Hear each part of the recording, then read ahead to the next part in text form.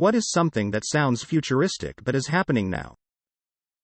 CAR T-cell therapy. They take the T-cells out of a cancer patient.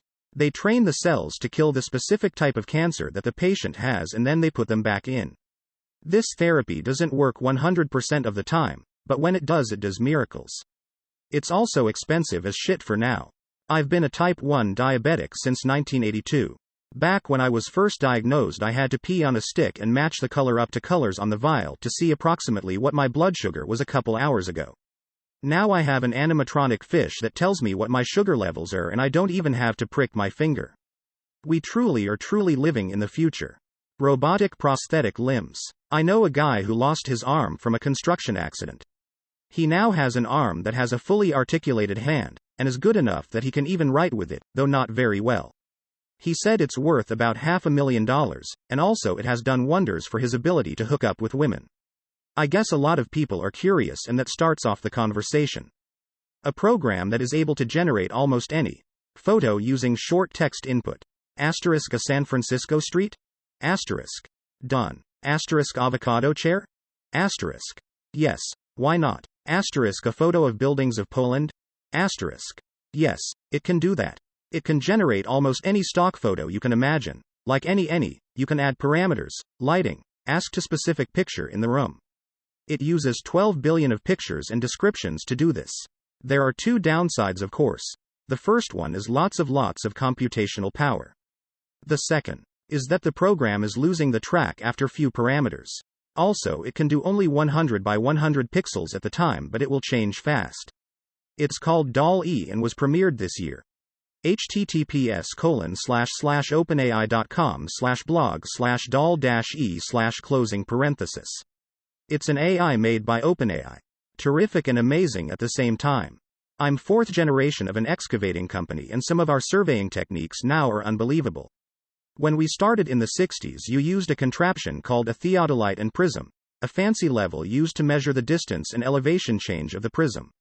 One of the fondest memories I'll ever hold happened 2 months ago, shortly before my grandpa, the founder, passed away. I showed him how to survey a 30-acre site with a drone in about 45 minutes, all automated, something that would have taken a crew well over a week in his time. I then took the data, had it processed, and showed him the prints of the site right on site with my laptop. He cried. Being able to control objects with your brain. I know it's still in its infancy, but the fact that we can even attempt do stuff like that is crazy. Transparent OLED display. There's a drone flying autonomously on Mars. A blood test to diagnose Alzheimer's. 3D printed organs. Robots delivering food and packages. Rockets landing upright. To me it looks like bad special effects, because it was never in any good movies. Something I just noticed the other day. CFL light bulbs became popular and all but got replaced by LED bulbs, all within the lifespan of a single bulb. I was replacing a bulb the other day that was a CFL, and I remember the last time I replaced it, the previous bulb was an incandescent. I was born in the early 80s, so practically everything. I literally own most of the sci-fi gizmos I saw on TV as a kid, or even cooler versions of it. Virtually all medical news is mind-blowing. CRISPR, SAWS 9. Research into telomeres and anti-aging, nanotechnology is actually real. Self-driving cars are kinda already around but are getting better all the time. Edit. Swapped alleles for telomeres. One of those genetic words, I tell ya. If you think about it, microwaves are actually insanely futuristic. Easily heat up food within literal seconds versus waiting 20 minutes for an oven.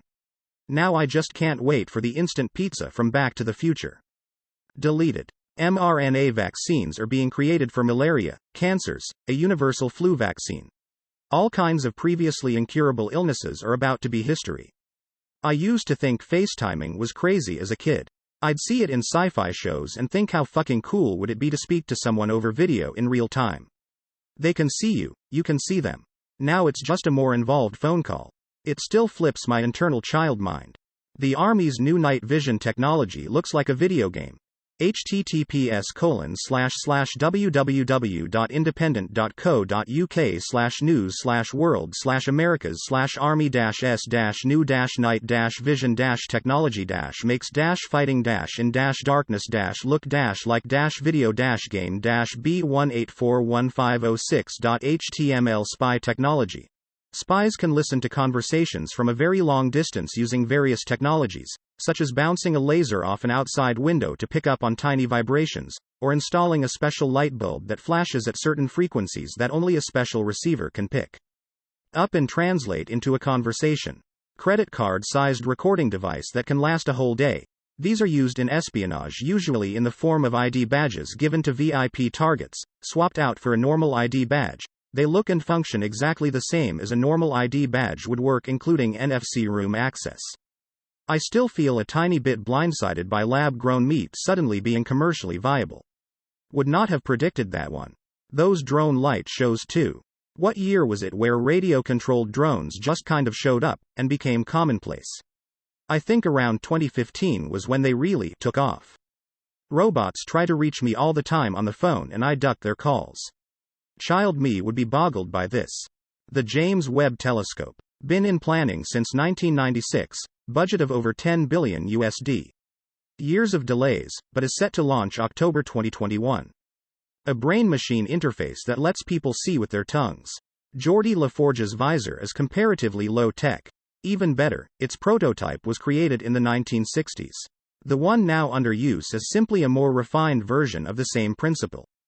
The guy involved in this, Bach Wairita, has gone on to design several other items that use sensory substitution, stuff that is used by NASA and Navy SEALs. Here's a paragraph about him. *, he has been working on other sensory substitution inventions as W.L. He received NASA funding to develop an electronic, feeling, glove for astronauts in space. Existing space gloves were so thick that it was hard for the astronauts to feel small objects or perform delicate movements. So on the outside of the glove he put electric sensors that relayed electrical signals to the hand. Then he took what he learned making the glove and invented one to help people with leprosy, whose illness mutilates the skin and destroys peripheral nerves so that the lepers lose sensation in their hands. This glove, like the astronaut's glove, had sensors on the outside, and it sent its signals to a healthy part of the skin, away from the diseased hands, where the nerves were unaffected. That healthy skin became the portal of entry for hand sensations. He then began work on a glove that would allow blind people to read computer screens. Private companies launching rockets into space like it's no big deal. You can literally walk outside one night and think, what TF is that? And someone will tell you, oh, that's just the latest SpaceX launch. And you go about your business. There's a helicopter flying around on Mars. Automated vehicles. Lab-grown meats. My 2-year-old daughter, walking around the house following and talking to a robot while it vacuums our house. The underlying working of Google Translate AI is not even known by the engineers who created it. It learnt itself by unsupervised learning. JETPACKS. Your phone's camera might have a focus system that uses a sensor that can detect single photons. https://en.wikipedia.org/wiki/single-photon_avalanche_diode.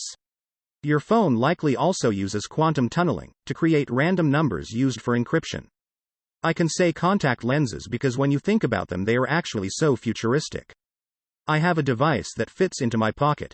I can get virtually every bit of information produced by the human race if I know what buttons to push. It's also voice activated, so I can just talk to it and figure out when my flight leaves or where the nearest fresh tomatoes are being sold. Ever hear of Dippin' Dots? The future is now. The internet. Might sound stupid, but automatic doors. I remember seeing the first 6 Star Wars films many years ago. I'm 18 now, and playing the Lego games of it, and I remember thinking to myself how cool the sliding doors were. I understand they've been around for so long, but recently it just came to me that they have automatic doors just like in Star Wars. Developing a vaccine in under a year from patient zero.